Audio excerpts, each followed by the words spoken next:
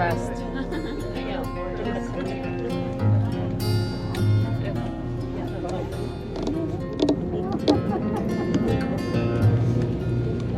Has come between Tana Park natural eastern boundary. So on this side of the river, we are now inside. Yes. Right there, Ron. 5 o'clock now. Yeah, you really have to twist in your chair. Oh, he's just, oh my God. Yeah, thanks, Rick.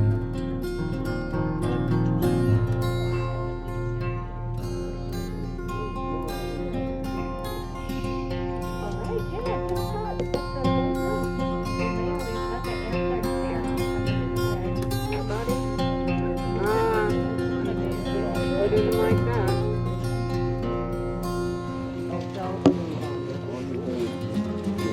Just got a perfect rope view. Yeah.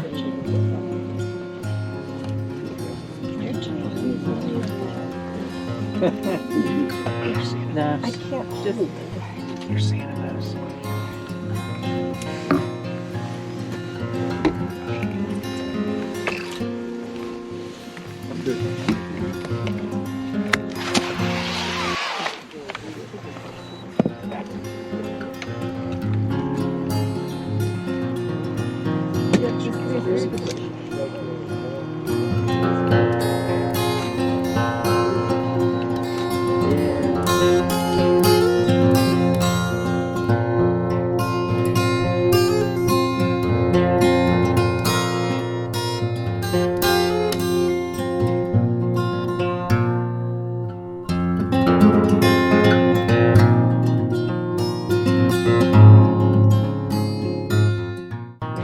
We're going to travel out to as far as the road is open, and that's to mile 43. That's to a place called the East Fork River. And then we're going to come back on the same road. Captures the light.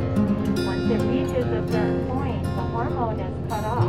The place where the gamma was attached, the bond grows weak, and they are shed. And the following spring. But again, still in this area, this will all melt off now through the summer.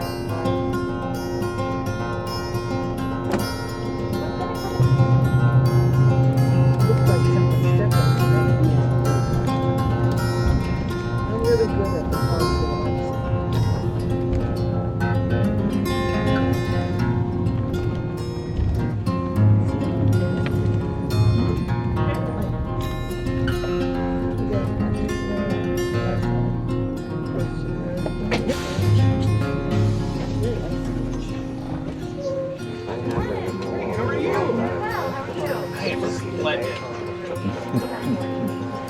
That's a healthy number.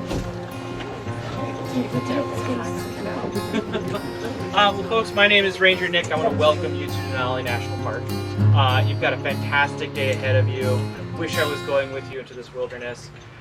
Do enjoy it for me, as well as the East Fork area, which is now my favorite part of the park. Take good care and enjoy. Thank you.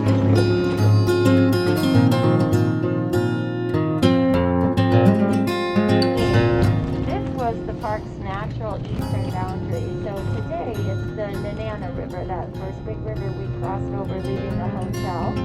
But back in 1917, this was the park's natural eastern boundary. And it indicated to people in the area that once they had crossed the river and they were on the west side, they were in what was once known as McKinley National Park. And it was considered to be a sanctuary for wildlife, a refuge. No hunting allowed. Captures the light. Once it reaches a certain point, the hormone is cut off. The place where the antler was attached, the bond grows weak, and they are shed. And then the following spring. This was the park's natural eastern boundary. So today it's the Nenana River, that first big river we crossed over leaving the hotel.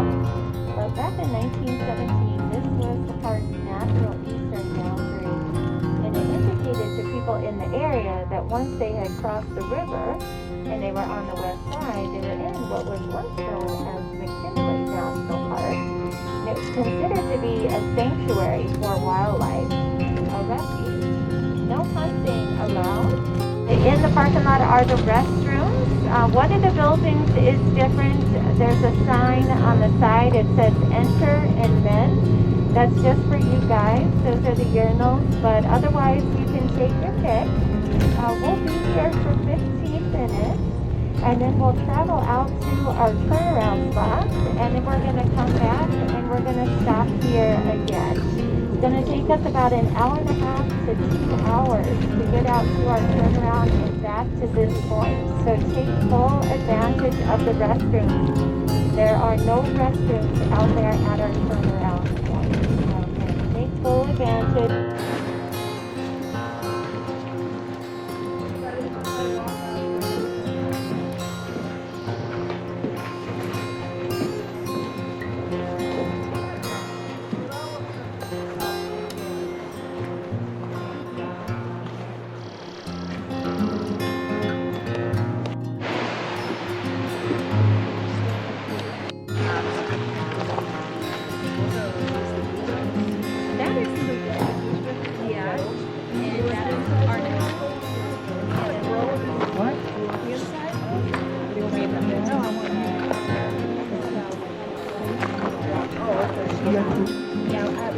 Again, at the back fence, one of the largest native tribes in the interior. Archaeologists did several digs on this bluff overlooking the Teclanica River, not too far from where the rest stop is. And what they uncovered were hunting tools. Nothing indicating that this land was used permanently, but more nomadically, primarily for the purpose of hunting. Teclanica, it means braided water. And if you look out on the river drainage, it's pretty fitting to its name. This river will never completely fill up with water. This is always how it looks. A lot more gravel than water. This river, along with many other rivers in the park, is being sourced by glaciers. About 16% of the park's acreage is covered with glaciers, so a lot of rivers get sourced by them. Now, glaciers move. That's what makes them a little different than a snowpack and an ice field. The snowpack and ice field are stationary. They don't go anywhere. But glaciers move, and as they move across the land, that snow and ice carve away at the landscape, and they grind it up into a fine rock material called silt. And when the glacier melts, all of that silt gets deposited into the water. That's what's giving it this kind of grayish, cloudy color.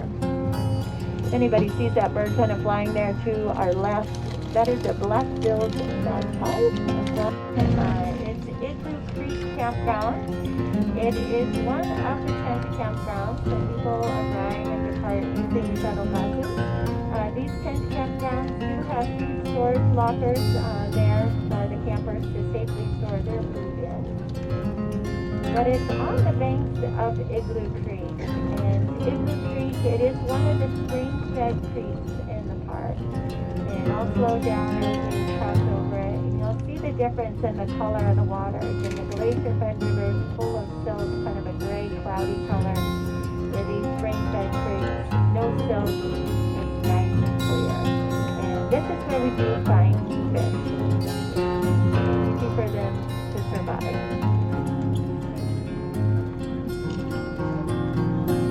But we're going to parallel next to Igloo Creek for a couple miles as we start to enter into a canyon. This canyon is a great place to start looking for dolls. You gotta look up above though, high up in those mountains. Now we're starting to climb up a mountain pass. This is called Sable Pass. It's going to take us up to an elevation of 3,900 feet. And this is now where we're entering into the tundra, the treeless area. We're coming up above the tree line. And just up ahead, we're going to go past a sign warning us we're entering into a restricted wildlife area. And for the 5 miles up and over Sable Pass, you're not allowed to be off the road. This is the only permanent wildlife closure in the park. This area was closed in the early 1950s because of how wonderful the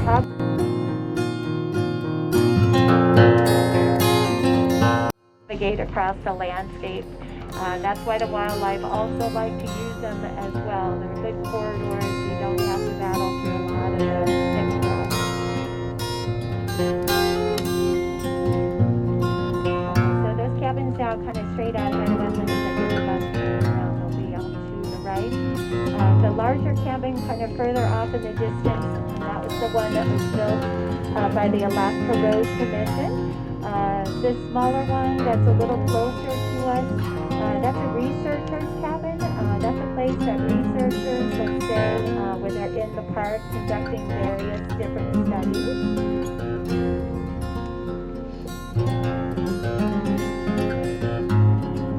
Get the bus turned around and then we'll head back up there to where that other bus was, and that's a place where I can let you get out and get some great views of the Alaska Range.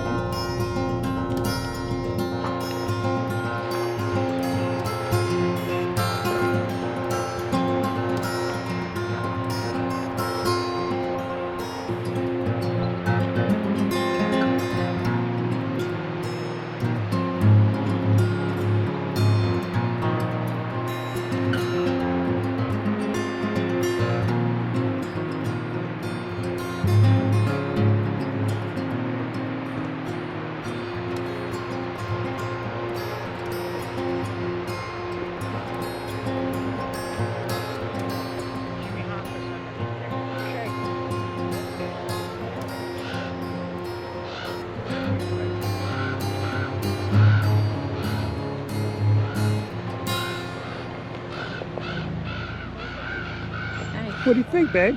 It's beautiful. You enjoying the day? I am. So far, what's the highlight? The moose? The moose. Yep. Well, we saw 3 moose, so they must be mice now, right? Cooper.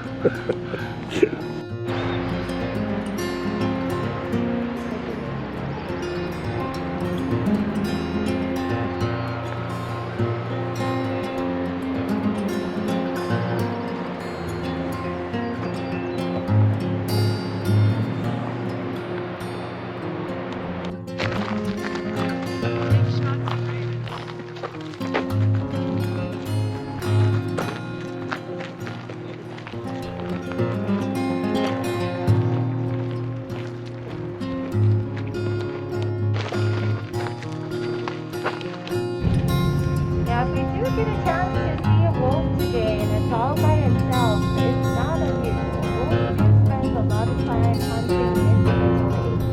They hunt a lot of the small animals, like the Arctic ground squirrels, snowshoe hare, ptarmigan. This all with genetics could have something to do with the animal's health, or it may have received some kind of injury while that antler was growing. Again, that soft tissue, real delicate.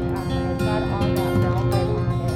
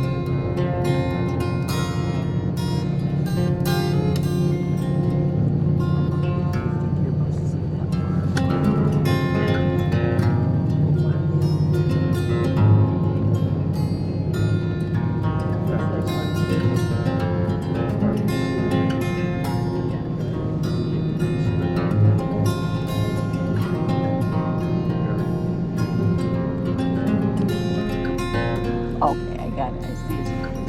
I still, yeah, it's between these two.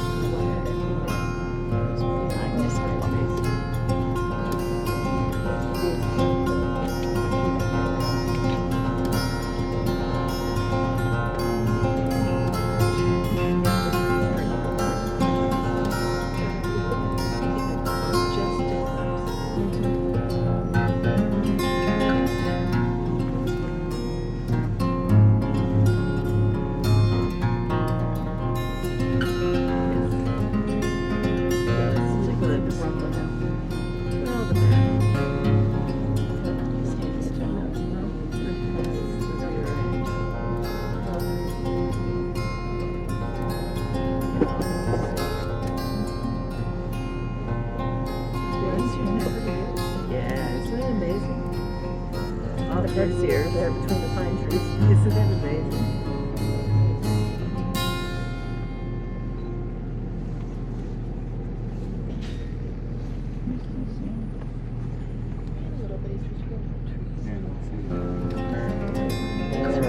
There it is.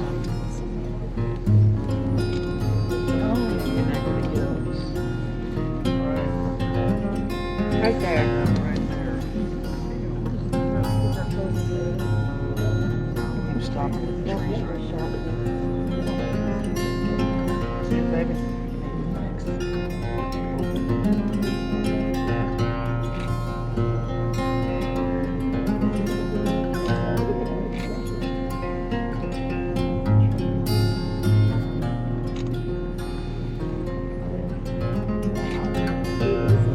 You see it, Ron? Yeah, I see him now. I think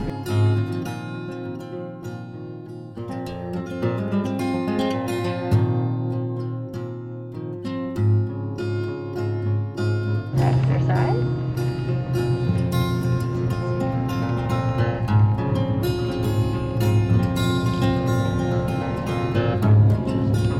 Built by Harry and now listed on the National Historic Registry.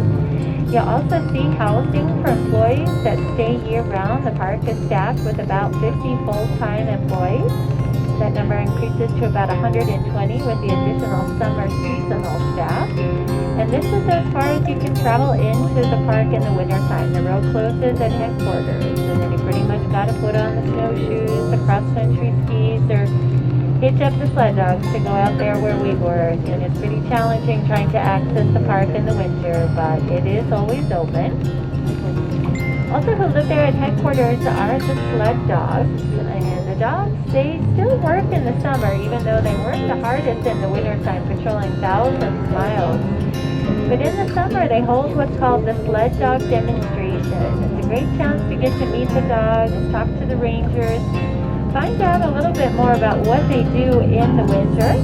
They hitch the dogs up to a sled, they race around on a track, you get an idea of what it takes to get the sled dogs hitched up, some of the commands they use to steer the teams around, and you really get a feeling for how much the dogs, they truly love what they do. The demonstration lasts about 45 minutes, and it's free.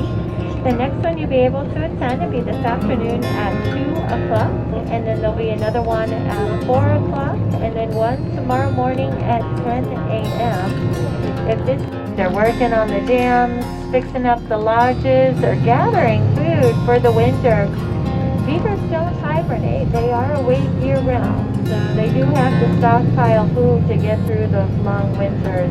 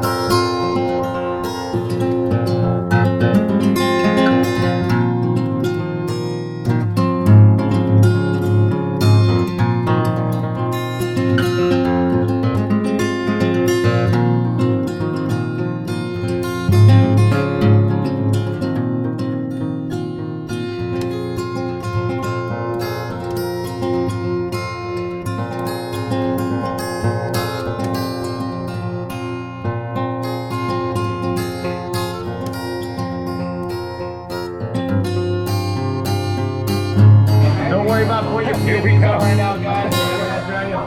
It just started to rain, but I guess it kind of doesn't matter because we're going to be in the water anyway, so we'll keep you posted as we go. Right now, it's getting to be fun. Deanne is all ready to rock and roll. New Wave Adventures, highly recommended. New Wave Adventures all the way.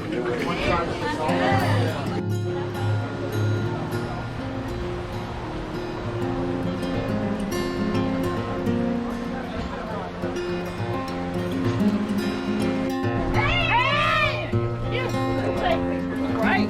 Like I feel like an asshole. Like, that's right. I tell people, you look like an astronaut. I'm kicking up, look like an astronaut.